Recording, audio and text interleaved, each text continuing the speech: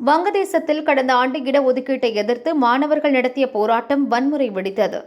பாதுகாப்பு படையினர் சுட்டதில் 1400க்கும் மேற்பட்டோர் கொல்லப்பட்டனர்.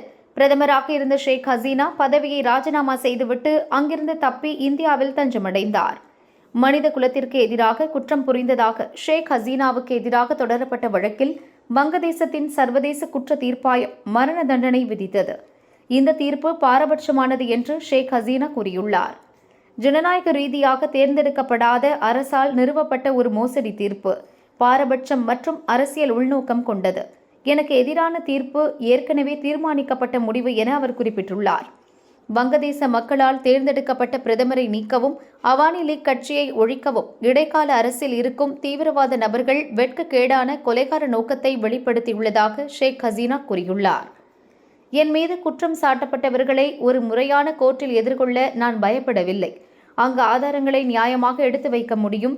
அதனால்தான் சர்வதேச குற்றவியல் நீதிமன்றத்தில் இந்த குற்றச்சாட்டுகளை முன்வைக்க இடைக்கால அரசை பலமுறை எதிர்த்தோம். கோர்ட்டில் என் வாதங்களை வைக்க நியாயமான வாய்ப்பு வழங்கப்படவில்லை. என் விருப்பப்படி வழக்கறிஞர்களை நியமிக்கவும் அனுமதிக்கப்படவில்லை என்று ஷேக் ஹசீனா கூறியுள்ளார். ஷேக் ஹசீனாவுக்கு மரண தண்டனை விதிக்கப்பட்டுள்ள நிலையில் அவரை நாடு கடத்துமாறு இந்தியாவிடம் வங்கதேசம் கடிதம் மூலம் கோரிக்கை விடுத்துள்ளது. மனித குலத்துக்கு எதிரான குற்றங்களுக்காக தண்டிக்கப்பட்டவர்களுக்கு அடைக்கலம் தருவது நட்பற்ற செயல், நீதியை புறக்கணிப்பதாக இருக்கும். ஷேக் ஹசீனாவை எங்களிடம் ஒப்படைக்க வேண்டும். அவர் வங்கதேசத்துக்கு திரும்புவதை உறுதி செய்வது இந்தியாவின் கடமை, பொறுப்பு என்று வங்கதேசம் கூறியுள்ளது. இதற்கு மத்திய வெளியுறவு அமைச்சகம் பதிலளித்துள்ளது. முன்னாள் பிரதமர் ஷேக் ஹசீனா தொடர்பாக வங்கதேசம் சர்வதேச குற்றவியல் தீர்ப்பாயம் அறிவித்த தீர்ப்பை இந்தியா கவனத்தில் கொண்டுள்ளது. நெருங்கிய அண்டை நாடு என்ற முறையில் வங்கதேச மக்களின் நலனுக்காக இந்தியா உறுதி பூண்டுள்ளது.